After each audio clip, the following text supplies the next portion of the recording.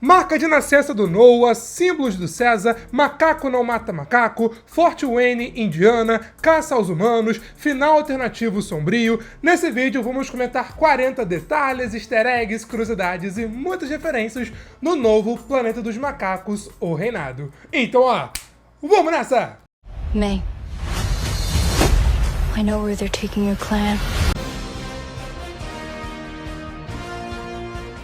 Fala pessoal, eu sou o Pedro e comentando sobre os bastidores, as gravações começaram na Austrália em outubro de 2022 e duraram até fevereiro de 2023. Sim, o filme ficou mais de um ano na pós-produção e vendo o resultado valeu muito a pena. Além disso, ele teve um orçamento de 160 milhões de dólares, tendo basicamente o mesmo orçamento dos filmes anteriores. Assim, o filme vai se pagar, vai dar lucro, vai render pelo menos mais 2 filmes e eu comento sobre tudo isso daqui a pouco. O filme teve direção do Wes Ball, mesmo diretor da trilogia Maze Runner. Ele agora estará ocupado com live action de Zelda, mas ele comentou que quer sim voltar e fechar essa nova trilogia de Planeta dos Macacos. Diferente da trilogia do César, aqui temos muito mais macacos do que seres humanos. Tem uma humana principal, que é a Freya Allan, que faz a May. Inclusive, ela vai ganhar um vídeo de curiosidade nessa semana aqui no Good Nerd, então fiquem ligados, mas temos de comentar sobre quem interpreta os macacos. Quem fez a captura de movimentos e a voz do Noah foi o ator Owen Teague. O Peter Malcolm foi o Haka e o Kevin Durant foi o próximo César. Eu achei interessante comentar sobre isso, porque além de valorizar o trabalho dos atores, o rosto deles serviu de base para o rosto dos seus personagens. Além disso, quando o filme chegar para aluguel, para Blu-ray, teremos uma versão onde poderemos ver o filme sem CGI, onde veremos de fato os atores sem CGI interpretando os personagens, sendo os macacos e usando os trajes de captura de movimento. Quem sabe essa versão já não seja a versão estendida, já que o Wes Ball contou que teve mais ou menos 30 a 40 minutos de cenas deletadas que ele gostaria de compartilhar. O ator do Noah, o Owen Teague, comentou que ele e os demais atores que foram macacos aqui no filme foram meio que para um acampamento de macacos, onde, além de observar macacos de verdade, como eles se movimentam, agem, comem, para se preparar, eles também treinaram para atuar como macaco, se mover como macaco, de fato virar um macaco, ali nas gravações. O Owen ainda disse que no santuário que ele visitou, ele conseguiu se aproximar de quase todos os primatas, menos os orangotangos, porque eles fediam demais. Como eu comentei, o filme ficou mais de um ano na pós-produção, e quem trabalhou nos efeitos foi a Weta VFX, mesma empresa que também fez a trilogia e fez diversos filmes de Hollywood. Para vocês terem uma ideia, para animar o filme inteiro desse jeito, foram necessárias mais de 900 milhões de horas de renderização. Sim, 900 milhões de horas. Essa informação está na página do filme, lá no IMDb. Agora comentando com spoilers do filme, tá? Eu avisei isso no vídeo anterior e mesmo assim teve gente que reclamou de spoiler. Então fica o aviso de spoiler, o filme abre com o funeral do César, que morreu no final de A Guerra, que é o filme anterior. A franquia agora tem novos protagonistas, mas o Andy Serkis, que foi o César, esteve nos bastidores ajudando a produção. Ele leu o roteiro, fez algumas considerações para ajudar, visitou o set, e quando o filme ficou pronto, o Wes Ball fez questão de que uma das primeiras pessoas a vê-lo fosse o Andy Serkis, que viu e aprovou o filme. Quando temos o funeral do César, a câmera ali foca no Cornelius antes de termos o salto temporal. Guardem essa informação. E quando temos o salto temporal, aparece muitas gerações depois. Dentro da história, não dá para saber exatamente o ano em que o filme se passa, mas o Wes Ball confirmou que esse filme se passa 300 anos após a morte do César. Vimos o Noah e seus amigos pegando alguns ovos de águia, afinal, eles são do clã da águia. Mas quando eles vão ver, tem apenas 3 ovos, e eles têm que deixar pelo menos um ali.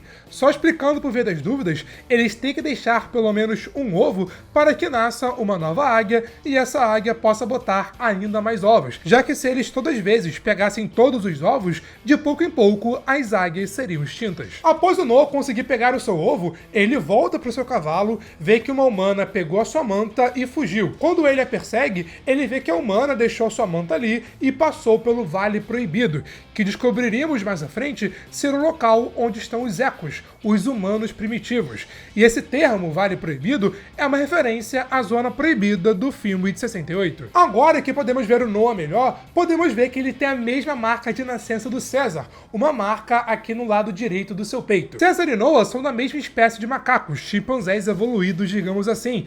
Então essa marca de nascença pode indicar duas coisas. Pode ser apenas uma referência ao César, já que Noah vai carregar o seu legado e tentar a paz com os humanos, fora que ele agora é o novo protagonista aqui da saga, ou os dois são parentes. De alguma forma, o Noah é descendente do Cornelius, logo descendente do César, já que antes do salto temporal, a câmera foca no Cornelius e depois, vimos o Noah. Tipo, pode ser uma referência ou pode ser uma referência proposital para indicar que o Noah é de alguma forma o descendente do César, sabe? O que sabemos oficialmente, o que o filme nos conta, é que o Noah não conheceu o César até encontrar o Haka, mas como ele mesmo fala, a sua família lhe escondia algumas coisas, então, vai que essa é uma possibilidade. Mas o que você não pode esconder é o seu like, o seu joinha aqui nesse vídeo. Se você está curtindo aqui esse conteúdo, dá essa força aqui de coração, me ajuda demais. Logo de noite, a May aparece no clã da águia, pega um peixe, quebra sem querer, o ovo do Noah. Noah a persegue, mas sem querer acaba atraindo o exército do Próximos ali para sua vila. Durante o ataque, vimos que os soldados estão usando meio que um bastão de energia, um taser. O Noah, inclusive, até aprende a consertar um desses mais à frente, mas esse bastão exatamente pode ser uma referência ao bastão usado pelo personagem do Tom Felton lá em A Origem. Nessa sequência, após espancar o pai do Noah, o gorilão usa o bastão para dar choque ali no cabo e fazer o Noah cair, caindo em direção ao fogo. Assim, são cenas bem diferentes, contextos bem diferentes, mas o Noah caindo lembrou muito a cena do Scar como Mufasa, ou é coisa da minha cabeça? Quando ele acorda, deu tudo errado. A sua vila foi destruída, o seu pai tá morto e todo mundo desapareceu. Então ele pega o seu cavalo, passa pelo Vale Proibido e vai caçar a sua família. Dois comentários sobre essa parte. Aparentemente, ele está em Los Angeles, já que a residência do Haka está próximo ao LAX. E toda essa parte do Noah, passando de cavalo pela cidade, meio que pós-apocalíptica, foi claramente inspirada em The Last of Us Parte 2. Vendo essa cena, cara, eu só pensei nisso. Falando no Haka, quando o conhecemos, ele mesmo fala que ele é um seguidor do César. Ele faz parte da Ordem do César. E quando vemos, ele está ali meio que fazendo um funeral para o seu amigo, o queimando na fogueira. Fazendo um funeral igual ao funeral do César no começo do filme. O legado do César está bem presente ao longo dessa história desse novo filme, O seu símbolo, digamos assim, que é o símbolo da sua janela, que vimos lá no seu quarto em A Origem, vimos aqui no colar do Haka, vimos lá no navio, que é a base do Próximos, e também vimos esse símbolo atrás do trono do Próximos. Nessa hora, o Haka até fala para o Noah o mantra do César, Ape together strong, ape do not kill ape, que apareceu pela primeira vez lá na parede em O Confronto. O Haka segue o mantra da forma certa, enquanto Próximos até segue mais ou menos essa mesma ideologia, Macacos unidos são fortes e tal, mas a parte de macacos não matam macacos, essa aí ele ignora. De noite, quando eles estão ali jantando na fogueira, os dois se aproximam da May, que não revela saber falar inicialmente e age como se fosse uma humana primitiva. Por não saber o nome dela, o Haka a chama de Nova, dizendo que é assim que os macacos chamavam os humanos na época de César, referenciando a Nova, aquela garotinha lá de A Guerra. E o nome Nova também pode ser uma referência à Nova do filme de 68. Ainda de noite, a gente percebe que eles atualmente estão meio que no planetário, onde Noah e May até vê os céus pelo telescópio. Mais pra frente, inclusive, o Noah até vê alguns planetas ali no cofre. Temos uma cena do Noah tocando a parede onde tinha um astronauta, o que pode ser uma referência ao Taylor, que era um astronauta. Ou uma dica de que a franquia pode caminhar para ser um prequel do filme de 68, É uma possibilidade. E eu não acho que eles estão olhando pro céu, vendo alguma nave chegar ou algo parecido. Eu acho que eles estão olhando pro céu, vendo as estrelas e tal, vendo as estrelas com mais detalhes. Mas se tiver uma nave chegando, uma nave, sei lá, de um macaco que veio do céu, ou de um humano que tava, por fora de tudo que tá acontecendo, seria bem interessante. De dia, eles veem os Ecos, os humanos primitivos que foram afetados pela gripe símia. Os Ecos estão vestidos igual aos humanos do filme de 68, usando um biquíni ou uma tanga de pele. Porém, assim como no filme original, logo depois, os humanos são atacados pelos macacos. Toda essa cena é uma clara referência ao filme de 68, desde como os macacos estão caçando os humanos, pela maneira, né, pelo jeito, eles usando redes, até o fato da May se esconder em uma grama alta, assim como o Taylor no filme original. O gorilão estava ali perseguindo ela e ela só conseguiu fugir porque revelou o que podia falar, gritando Noah. É um detalhe bem interessante, porque a primeira palavra dita por um humano aqui no filme é Noah, enquanto a primeira palavra dita por um macaco lá em A Origem é No, naquela cena fodástica lá do César. Ainda nessa cena, o gorilão deixa o bastão parado como se fosse tipo, eu não preciso disso para te pegar. E logo depois, o Haka abre uma exceção no manto do César e bate em um dos macacos para salvar os dois. Logo depois, a May revela que é uma humana inteligente que pode falar e que o nome dela é May e não Nova.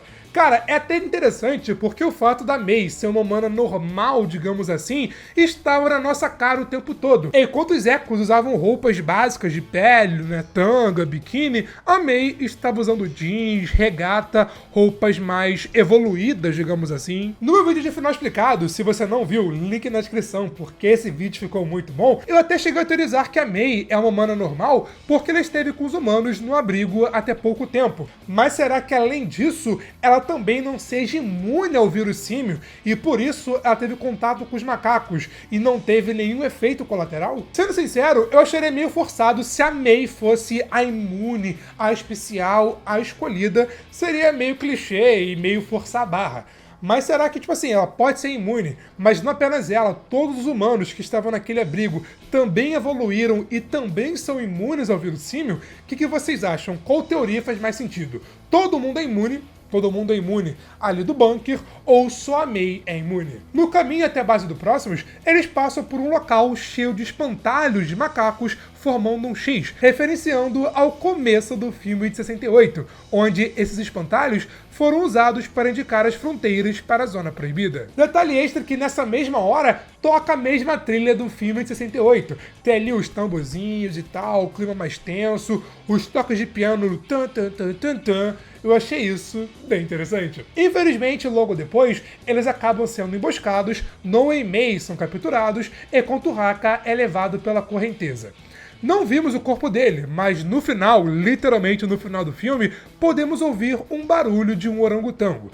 Isso pode significar duas coisas. Uma, é uma pista de que o Haka está vivo, e veremos ele vivo, né, quando tiver o próximo filme. E dois, é uma referência a O Confronto, onde também no final do filme, literalmente no final do filme, podemos ouvir um barulho do Koba. Assim, o Koba não volta no terceiro filme, ele volta mais como se fosse ali pra aterrorizar o César e tal, mas o Koba morreu e não volta mais.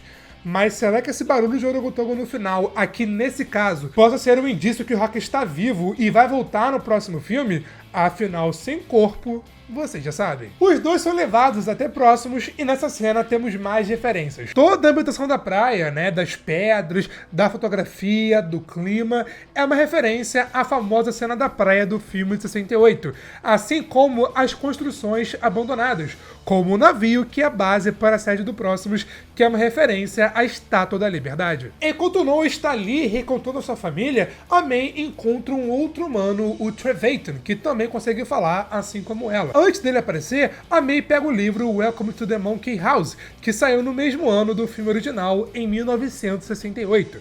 Falando em livros, o Próximos fala depois com a May que basicamente vai moldar o seu império baseado no Império Romano. Falando no Próximos, logo depois temos a sua mega introdução, com ele falando o What a Wonderful Day! E eu quero chamar a atenção para alguns detalhes. Assim que ele aparece, os demais macacos estendem os braços, como se estivessem saudando ele. No primeiro filme, o César virou sua mão para cima para pedir permissão. O Koba fez o mesmo no segundo para pedir perdão, enquanto aqui os macacos viraram a mão para baixo como forma de saudação. E vimos que ele manda os demais macacos fazerem o símbolo de macacos unidos fortes, mesmo gesto que César e os demais macacos faziam, né, lá no passado, e que os macacos fizeram no seu funeral. Nessa cena, ele revela o seu atual objetivo, abrir as portas do cofre, porque lá pode ter um grande segredo na humanidade que pode ajudar na evolução dos macacos. E ter ter esse cofre que guarda lembranças da humanidade pode ser uma referência à caverna lá do filme de 68, onde também tinham várias coisas da humanidade que mostrava para o Taylor que ele não estava em outro planeta, e sim no planeta Terra. Logo depois, o Próximos manda chamar o Noah. Aproveitando que essa é a primeira vez que os dois estão juntos, vale a pena comentar que a jornada do Noah foi inspirada no Luke Skywalker e também na do Frodo Bolseiro, enquanto o Próximos foi inspirado no Elon Musk. O Kevin Durant diz que vê algumas palestras do Elon Musk, do Arnold fazendo seu discurso como governador da Califórnia, fez tudo isso para se inspirar para ser o Próximos. Falando nisso, o Kevin Durant chamou atenção na entrevista porque o Próximo César é o único bonobo que aparece aqui no filme. E o fato dele ser um bonobo é até curioso, porque o Koba também era um bonobo, e ambos tiveram conceitos parecidos.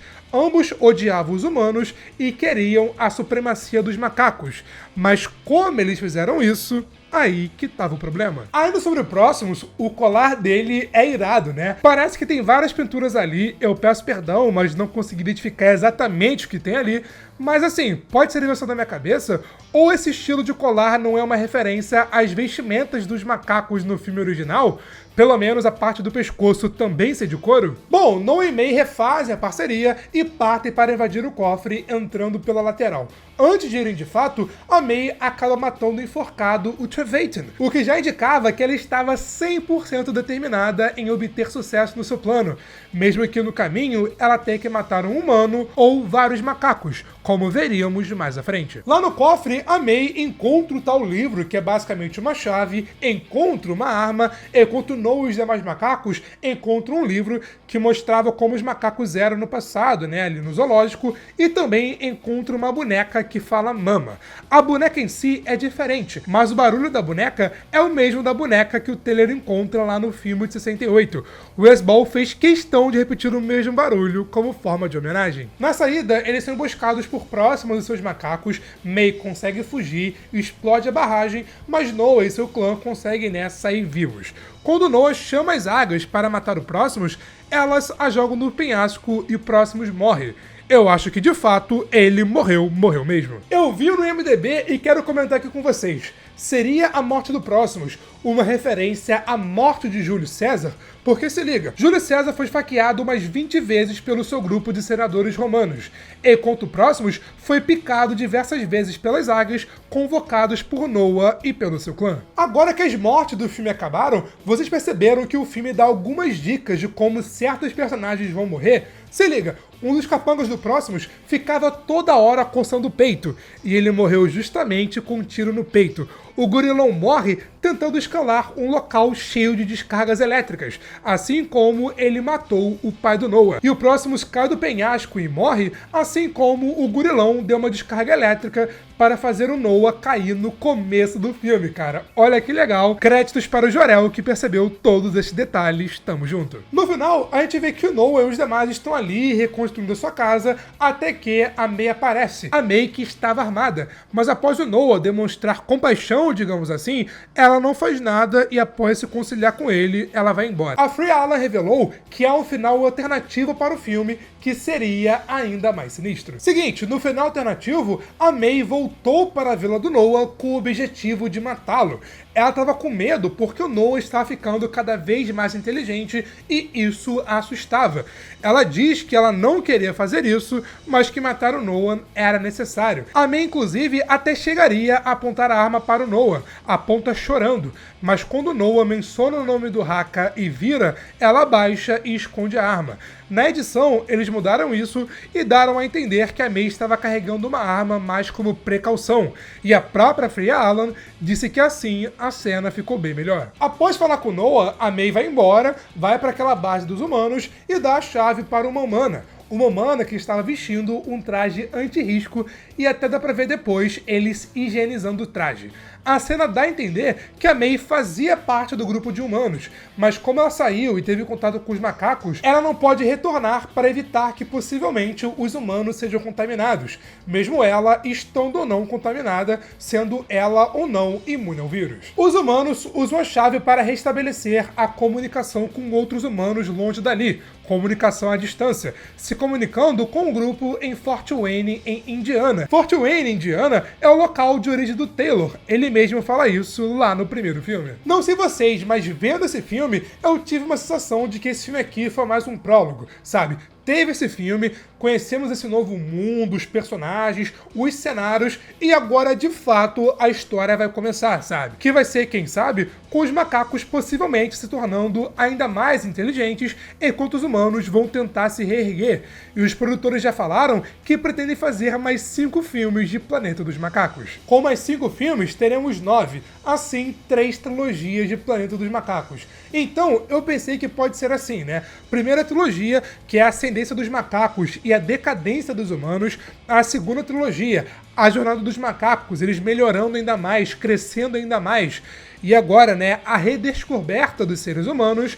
E a terceira trilogia e o final, a possível quase extinção dos humanos, com o 9º filme se aproximando de Planeta dos Macacos 68, sendo meio que um prequel, sabe? A gente está acompanhando o mundo até chegar nos eventos do filme de 68. O que vocês acham? Essa ideia faz sentido? Assim, se vai ter mais 5 filmes, é difícil falar por agora, mas que vai ter mais é quase que certo, um anúncio vai ser muito em breve. Porque é o seguinte, esse quarto teve a maior estreia mundial da saga, com quase 130 milhões na estreia, se tornando a maior estreia do ano aqui no Brasil. O filme teve nota B no CinemaScore, que não é a melhor nota, mas também não é ruim, tá com nota 7.3 no IMDb e teve cerca de 80% de aprovação no Rotten Tomatoes. Mas me conta, qual é o seu atual ranking da nova leva de Planeta dos Macacos? Deixa aqui nos comentários, porque aqui eu comento ainda mais sobre o filme. Aqui nesse vídeo comentando mais sobre a história, fazendo explicado de fato detalhes da história.